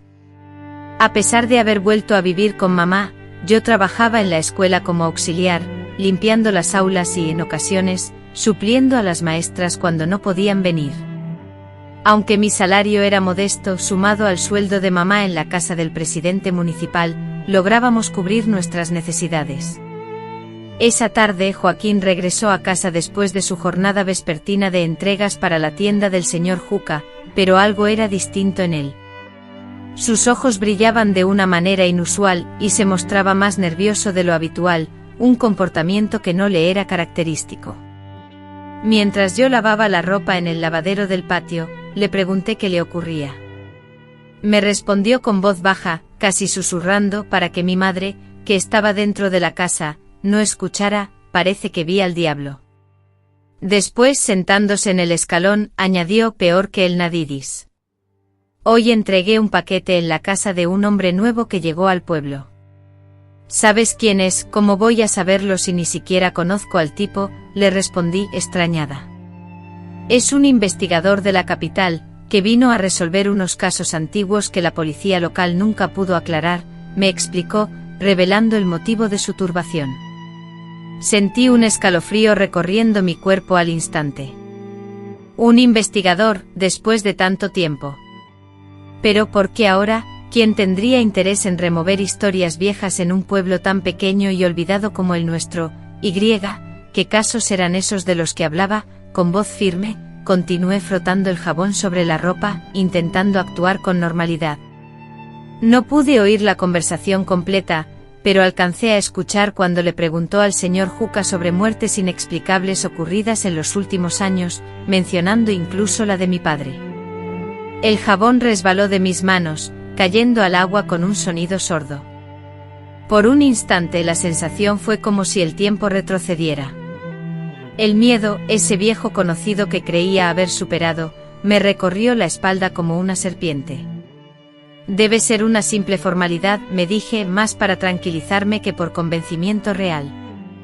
Estos hombres de la ciudad siempre quieren mostrar su valía cuando visitan la provincia. Tal vez ni siquiera sepa lo que busca.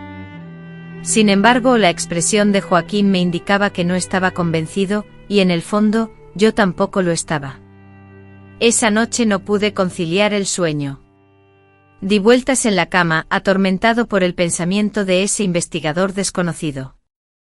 ¿Y si descubría algo? ¿Y si alguien del vecindario había presenciado algo aquella noche, algo que nunca había revelado antes, ni siquiera insinuado? Y ahora me preguntaba si sus sospechas lo conducirían directamente a nosotros. A la mañana siguiente sentí la imperiosa necesidad de comprobar por mis propios ojos quién era ese hombre.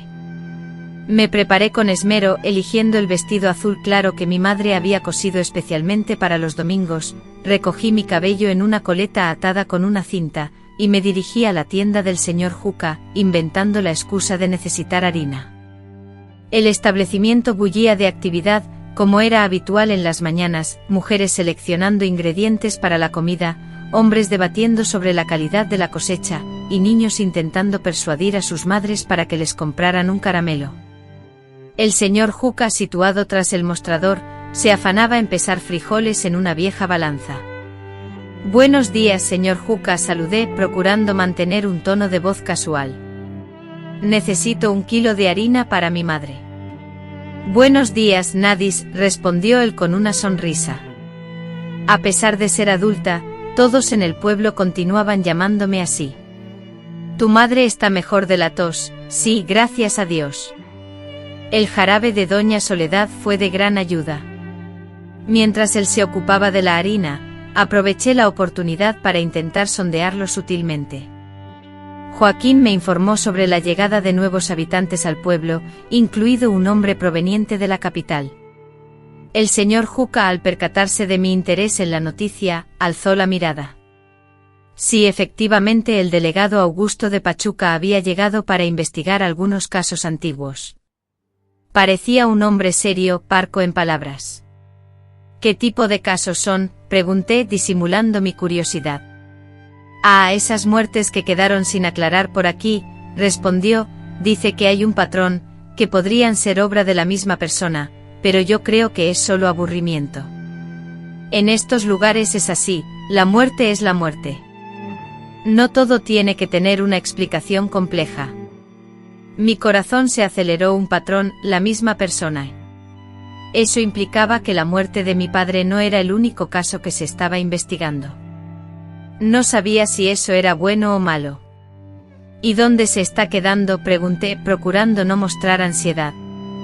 En la pensión de doña Clotilde, en la plaza. Pero si fuera tú, me mantendría al margen. Una muchacha tan guapa como tú no necesita meterse con esa clase de gente. Esos hombres que vienen de la capital se sienten superiores y creen que tienen todo el derecho a hacer lo que les plazca, solo porque portan una placa de autoridad. Después de pagar la harina, mi mente se puso a 1000 por hora, preocupada y pensando en todo. La pensión de doña Clotilde, que se encontraba al otro lado de la plaza, a unos pocos minutos de distancia, era mi destino. Antes de que pudiera reflexionar más sobre la situación, mis pies ya me dirigían instintivamente hacia allá. La pensión era una antigua casa de 2 pisos, con las paredes pintadas de un tono amarillento por el paso del tiempo, y un corredor que siempre exhibía 3 o 4 mecedoras. Doña Clotilde, una mujer corpulenta y de gran conversación, se encontraba en la puerta, barriendo la banqueta. «Buenos días, doña Clotilde», la saludé, intentando sonar casual. «Ah, nadie es buenos días, mi hija. Vienes con ánimo hoy, es que tenemos una visita importante en el pueblo. Un delegado de Pachuca. Imagínese un hombre tan importante hospedado en su pensión». «Cierto. Y que lo trae por estos lares, dicen que viene a investigar unas muertes antiguas, incluyendo la de su padre, que Dios lo tenga en su gloria. Qué terrible que haya muerto así, asaltado en su propia casa». Sentí un vuelco en el estómago al enterarme. Entonces era verdad, él estaba investigando la muerte de mi padre. Tuve que aferrarme a la pared para evitar que se notara el temblor que recorría mi cuerpo. «Qué lástima», logré decir. «¿Y ya descubrió algo?» «Ah, eso no lo sé. Él es muy reservado, ¿sabes? Sale temprano y regresa tarde, pero estoy segura de que va a atrapar a quien le hizo eso a su padre. La justicia tarda, pero no falla, como dicen». En ese instante la puerta de la pensión se abrió y un hombre salió. Era alto, con los hombros anchos, el cabello gris en las sienes y el rostro curtido por el sol. Vestía pantalones impecablemente planchados y una camisa blanca de manga larga, a pesar del calor. Sus ojos, de un profundo color café, se clavaron en mí con una intensidad que me heló. «¡Ah, Augusto!», exclamó doña Clotilde, emocionada. «Permítame presentársela. Ella es Nadis, hija de Antonio, al que mataron en ese asalto hace 5 años. ¿Se acuerda que le comenté?». Después de un largo silencio, el hombre me examinó fijamente, como si intentara memorizar cada rasgo de mi rostro. Luego extendió su mano en un saludo formal. «Mucho gusto, señorita. Augusto Méndez, delegado de la Policía Civil de Pachuca». Acepté su apretón, sintiendo la firmeza y aspereza de su mano en la mía. «El gusto es mío, delegado. Nadidis Herrera Silva. Es un placer conocerla, señorita Nadidis. Precisamente hoy tenía la intención de localizarla para plantearle algunas preguntas sobre el fallecimiento de su padre». La tierra pareció abrirse bajo mis pies. Sentí que un abismo amenazaba con engullirme, pero mantuve una expresión serena. Años de entrenamiento en el control de mis emociones finalmente tenían un propósito. «Por supuesto, delegado, cualquier cosa que necesite saber, aunque hace mucho tiempo de eso. No estoy segura de poder ser de gran ayuda.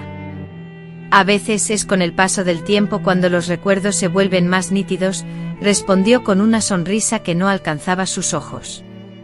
«Podría acompañarme a la delegación, será una conversación informal». Ante la imposibilidad de negarme sin despertar sospechas, asentí con la cabeza y caminamos juntos, codo a codo, por la calle adoquinada que conducía a la pequeña y polvorienta delegación de San Juan de los Llanos. El sol del mediodía caía a plomo, pero el calor exterior era insignificante comparado con el fuego del pánico que me consumía por dentro. La delegación, un edificio modesto y descolorido, constaba de 2 salas y una celda diminuta al fondo. El delegado Augusto me guió hacia una mesa cubierta de papeles desordenados. Reconocí reportes, fotografías y documentos amarillentos. «Siéntese, por favor», me indicó señalando una silla de madera. «¿Desea un vaso de agua?».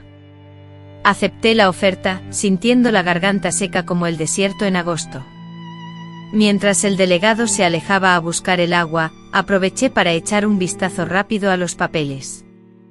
Allí, en una de las fotos, estaba mi padre, muerto, tendido en el suelo de nuestra sala. Mi estómago se revolvió al contemplar esa imagen que tanto había intentado borrar de mi memoria. «Aquí tiene», dijo el delegado, regresando con un vaso de agua tibia. «Entonces, señorita Nadies, vamos al grano. Estoy investigando los casos sin resolver de muertes violentas en la zona, y el de su padre es uno de ellos». Aunque creía que había sido un robo, contesté con fingida confusión, repitiendo lo que la policía y el informe oficial habían establecido. Sin embargo, hay irregularidades, detalles que no encajan. Sentí un vuelco en el pecho. «¿Qué tipo de inconsistencias?», me preguntó, antes de mirarme fijamente, como sopesando qué revelar. «Por ejemplo, no se hallaron señales de que la entrada fuera forzada. La casa estaba revuelta, pero de forma extraña, como si alguien intentara simular un asalto sin saber cómo hacerlo. La sangre se me heló en las venas. Era exactamente lo que habíamos hecho nosotros, 2 niños aterrorizados intentando recrear una escena que solo conocíamos de relatos. «Y hay más», prosiguió, revisando los documentos. «Su padre tenía enemigos, alguien con motivos para querer hacerle daño». «No que yo sepa», respondí con la boca seca a pesar del agua que bebía. Era un hombre silencioso que se dedicaba a sus asuntos, trabajaba y luego volvía a casa, ocasionalmente bebía un poco. El delegado, al escuchar esto, levantó una ceja con suspicacia. Por los testimonios que había recabado, su padre tenía fama de beber mucho y, bajo los efectos del alcohol, se tornaba violento. Guardé silencio, incapaz de responder. ¿Qué podía decir? Confesar que mi padre se transformaba en un monstruo cuando bebía, revelar que me había violado durante años, mientras mi madre estaba ausente, admitir que Joaquín, mi hermano, había sido testigo mudo de ese horror. Señorita Nadies, continuó el delegado, ahora con voz más suave, encontré en el archivo médico del centro de salud registros de varias de sus visitas, caídas, golpes inexplicables e incluso un posible descoyuntamiento de hombro cuando usted tenía 12 años. Curiosamente, esas visitas cesaron por completo tras la muerte de su padre. Sentí que el suelo se abría bajo mis pies. ¿Cómo había obtenido esos archivos? ¿Cómo había logrado relacionar todo lo que habíamos ocultado durante años? Las mentiras meticulosamente elaboradas se estaban viniendo abajo como un castillo de arena deshecho por la marea. Con voz temblorosa, casi inaudible, balbuceé que era una inútil, que siempre me caía, que siempre me lastimaba. El delegado Augusto, con una expresión que parecía compasión, me observó. No era la reacción que esperaba. Señorita Nadies, no estoy aquí para juzgarla.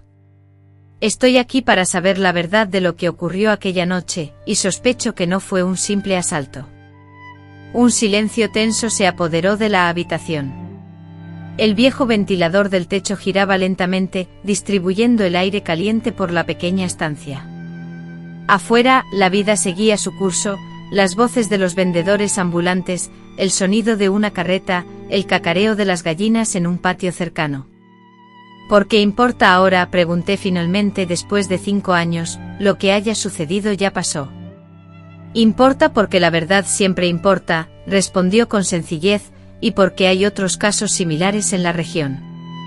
Encontraron a varios hombres muertos, todos en situaciones que la policía consideraba sospechosas. Lo extraño era que estos hombres, casualmente, tenían reputación de ser violentos con sus familias. Sentí un escalofrío, mi corazón se detuvo un instante. Pensé en otros casos similares que no habían sido resueltos. ¿Qué estaba insinuando el delegado? ¿Qué quería decir con todo esto? Me estaba dando a entender que podría haber un patrón, alguien que estaba tomando la justicia por su propia mano, alguien que estaba eliminando a hombres que maltrataban a sus familias. Las palabras de doña Soledad resonaban en mi cabeza. Recordé todo el bien que había hecho en mi vida, algunas veces de formas que el padre no aprobaría. ¿Sería posible que ella estuviera involucrada? ¿Sería doña Soledad la persona que el delegado estaba buscando? Eso parece sacado de una película. Delegado, dije, tratando de desviar la conversación. Estamos en San Juan de los Llanos, no en la Ciudad de México. No tenemos asesinos misteriosos por aquí. El delegado respondió clavando sus ojos en los míos, tal vez no sea tan misterioso. Tal vez sea alguien que conocemos bien, alguien que tuvo motivos muy fuertes para actuar. El sudor helado me recorrió la espalda, un sudor que no era producto del bochorno, sino del terror más puro y transparente. Él de alguna manera, lo sabía, percibía la verdad. Seré directo, señorita Nadies, anunció inclinándose sobre la mesa, sus ojos clavados en mí. Creo que su padre abusaba de usted. Considero que esa noche algo terrible sucedió. Quizás él descubrió algo, un plan, o tal vez su violencia fue inusualmente exacerbada. Y creo finalmente que usted y su hermano actuaron en defensa propia. Legítima defensa, no un ataque. Las palabras se me atoraron en la garganta, un nudo que estrangulaba 5 años de mentiras, de secretos cuidadosamente guardados, de constantes miradas al pasado. 5 años soportando un peso que ninguna joven debería conocer. Y ahora, este hombre desconocido, llegaba y verbalizaba todo con una claridad y precisión asombrosas. Si digo que sí, logré murmurar, ¿qué sucederá después? Nos arrestarán, mi hermano, mi madre. Su madre sabía. No, ella estaba internada, con tuberculosis. Nunca sospechó nada. El delegado Augusto se recostó en la silla, sumido en profundos pensamientos. ¿Sabe por qué estoy investigando estos casos, señorita Nadies? No vine a arrestar a nadie, sino porque yo también experimenté la pérdida de una hermana menor y conocí la figura de un padre similar al suyo. La sorpresa me invadió al escuchar su confesión. Percibí una tristeza profunda en sus ojos, un dolor que parecía no haber sanado. Casi sin pensarlo, le pregunté, ¿qué le sucedió a su hermana? Él respondió con voz apagada, ella no tuvo la fortaleza ni la fortuna de contar con un hermano que la protegiera. Se quitó la vida a los 15 años, dejando una carta explicativa, pero mi madre la destruyó antes de que alguien pudiera leerla. Lo hizo para proteger el honor familiar, como si quedara algún honor por preservar. Un silencio denso se instaló entre nosotros. De pronto dejé de ver en él al investigador amenazante, al hombre capaz de arruinar nuestras vidas. Ahora era simplemente alguien que comprendía, que compartía el mismo dolor. Le volví a preguntar, ¿qué sucederá ahora? Él recogió los documentos desparramados sobre la mesa, organizándolos cuidadosamente en una carpeta. Oficialmente voy a cerrar el caso. El informe oficial revelará que todas las pruebas corroboran la hipótesis inicial sobre el asalto, descartando cualquier fundamento para reabrir la investigación después de tanto tiempo transcurrido, y en un susurro, sonrió. Una sonrisa triste pero genuina. De manera confidencial, confesó que dormiría tranquilo esa noche sabiendo que al menos esta vez, se había hecho justicia, aunque no por los caminos tradicionales. Las lágrimas, contenidas por años, finalmente fluyeron inundando su rostro con un torrente de alivio y liberación, como si un pesado nudo en su pecho se hubiera deshecho. Pero tengo un consejo para usted, señorita Nadies, añadió, su voz tornándose grave.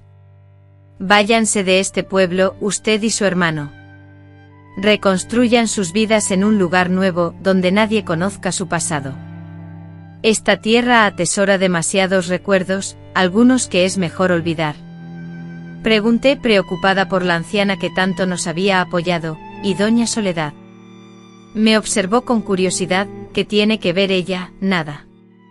Con rapidez respondí, dándome cuenta de que él, el delegado, no sospechaba en lo absoluto la participación de ella, de la abuela. Era eso, una abuela para todos nosotros, solo eso. Así que despídase de ella, agradézcale por todo lo que hizo, y siga adelante con su vida. Esa tarde, al abandonar la delegación, sentí como si caminara sobre nubes, una ligereza que nunca antes había experimentado se apoderó de mí. El secreto que pesaba toneladas, ahora estaba compartido, y por un milagro, en lugar de condena, había encontrado comprensión. Al llegar a casa, le conté todo a Joaquín, mi hermano. Al principio se aterrorizó seguro de que nos arrestarían, pero cuando le relaté la conversación completa, la historia del delegado, y su promesa de cerrar el caso, mi hermano lloró como no lo hacía desde niño. ¿Se acabó, Nadidis?, preguntó secándose las lágrimas. ¿De verdad se acabó? Creo que sí, Joaquín, pero el delegado tiene razón. Necesitamos irnos de aquí, empezar de nuevo en otro lugar. Una semana después, le revelamos a nuestra madre el deseo de buscar nuevas oportunidades en la Ciudad de México. Aunque Pachuca, el lugar donde vivíamos, no era tan grande ni ofrecía tantas opciones como la capital, para nosotros, que habíamos crecido en un pueblo pequeño, representaba un universo lleno de posibilidades. Al escuchar nuestra propuesta, mamá sintió tristeza, pero comprendió nuestra necesidad de explorar. Siempre supe que no se quedarían en San Juan para siempre, dijo, mientras preparaba un morral con nuestra escasa ropa. Los voy a extrañar mucho, pero entiendo que necesitan seguir su camino. Solo prométeme que me escribirán y vendrán a verme cuando puedan. Le prometimos que así sería, conscientes de que cumpliríamos nuestra palabra. Mamá, que no había cometido ningún error y se merecía tener a sus hijos cerca, aunque fuera solo en el corazón, era lo más importante. Antes de partir, fuimos a visitar a doña Soledad, la anciana del pueblo. La señora, sentada en su mecedora en el corredor, nos recibió con su acostumbrado té de hierbas. ¿Entonces se van?, preguntó, no como una interrogante sino como una afirmación. Ya es hora, respondió Joaquín, sorprendido por la observación. Doña Soledad sonrió. Era esa sonrisa enigmática que siempre la acompañaba. Las mujeres de mi edad, como yo, tenemos experiencia en la vida, jovencito. Las noticias llegan con el viento, y las plantas parecen compartir secretos. Nos despedimos entre lágrimas prometiendo escribirnos, y justo cuando nos íbamos, doña Soledad me llamó de vuelta. Nadidis, hija mía, ¿recuerdas lo que te dije hace años, que a veces la justicia no se imparte sino que se toma con nuestras propias manos? Eso está sucediendo en ti, aunque no puedas decirlo. No siempre sale como lo planeamos, a veces el destino tiene sus propios senderos, pero lo importante es que ahora están libres, y lo seguirán estando. Tomó mi mano con las suyas, arrugadas y cálidas. Y debes saber que ustedes no fueron los primeros, ni serán los últimos en hallar la libertad de esa manera. Mientras existan monstruos que se esconden tras la fachada de padres, esposos o hermanos, habrá quien necesite defenderse. La miré a los ojos comprendiendo por fin la magnitud de sus palabras. Doña Soledad no solo había sido nuestra confidente, había sido nuestra cómplice. Finalmente, después de un largo silencio, soltó mi mano y con una voz suave, pero firme, me dijo, eras como muchas otras muchachas, atrapadas en esta telaraña de la que es imposible escapar por la ley o por la sociedad. Ahora, por favor, vete. Ve y construye una vida hermosa, una vida que valga la pena. Busca la felicidad porque esa es la mejor manera de vencer el mal que intentó destruirte, con el corazón dividido entre la tristeza por dejarla y la esperanza de un futuro mejor. Joaquín y yo emprendimos nuestro viaje desde San Juan de los Llanos, rumbo a Pachuca. Cargábamos con lo mínimo, con escasas posesiones materiales, pero llevábamos en el alma la firme determinación de crear algo nuevo, algo que fuera verdaderamente nuestro. Los años que siguieron estuvieron llenos de desafíos. Comencé a trabajar como empleada doméstica y luego en una fábrica textil para subsistir. Mientras tanto, Joaquín estudiaba por las noches y trabajaba durante el día. Poco a poco, con mucho esfuerzo, fuimos construyendo una nueva existencia, lejos de los recuerdos dolorosos del pasado. A los 22 años me casé con un hombre bueno, un hombre trabajador y comprensivo, que nunca me hizo preguntas sobre las cicatrices que a veces afloraban en mi piel, ni sobre las pesadillas que ocasionalmente me despertaban en la oscuridad de la madrugada. Tuvimos 3 hijos, y aunque nuestra vida era humilde, estaba rebosante de amor. Joaquín se hizo maestro y se casó con una joven encantadora del pueblo donde enseñaba, formando su propia familia. Nunca mencionamos nuestro pasado frente a nuestros hijos y nietos, pero en ocasiones, durante las reuniones familiares, nuestras miradas se cruzaban y sabíamos que el secreto, aunque guardado, ya no nos atormentaba. Mamá vivió hasta los 89 años, felizmente rodeada de sus hijos, nietos y bisnietos. Nunca supo la verdad sobre la muerte de papá, y fue lo mejor, pues partió de este mundo con la conciencia tranquila. Doña Soledad falleció cuando yo tenía 35 años. Asistí a su funeral en San Juan de los Llanos, y todo el pueblo se congregó allí.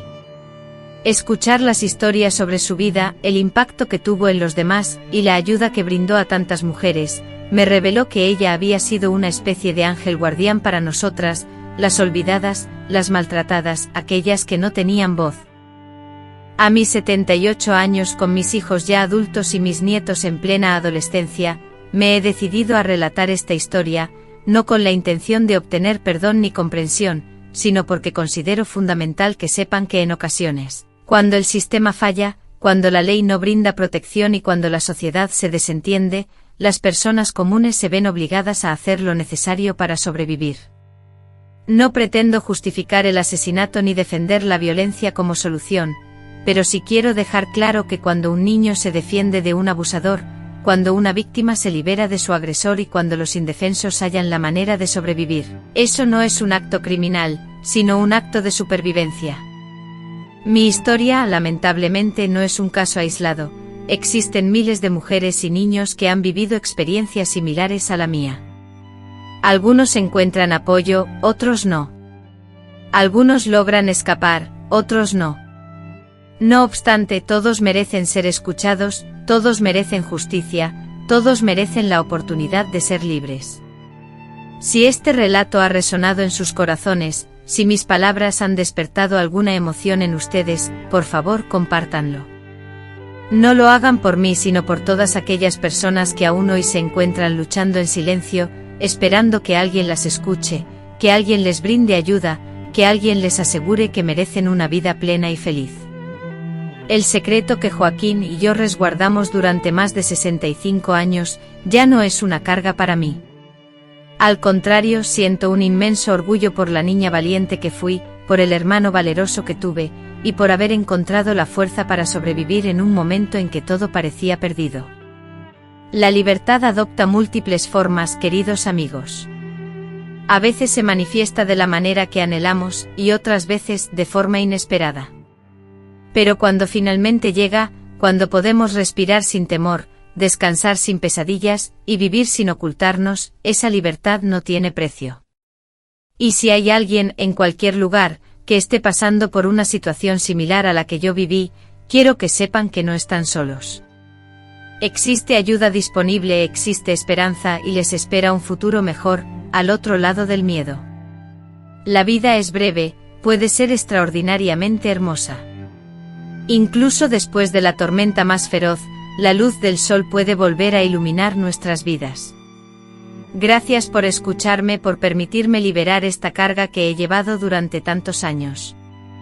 Y recuerden, la verdad, aunque dolorosa, siempre nos libera. Que Dios los bendiga, queridos míos, y ojalá nunca tengan que experimentar lo que nosotros hemos vivido. Pero si la adversidad los golpea, sepan que siempre hay una salida, una esperanza que perdura, y siempre habrá personas dispuestas a tender una mano, ya sea en silencio o en secreto, o de formas que el mundo no comprende. La justicia genuina, a veces, no proviene de los tribunales, sino del corazón de personas comunes que deciden poner fin al sufrimiento, que dicen basta, que afirman que merecemos algo mejor. Y eso, amigos míos, nunca será un crimen, sino siempre un acto de supervivencia, un gesto de amor incondicional.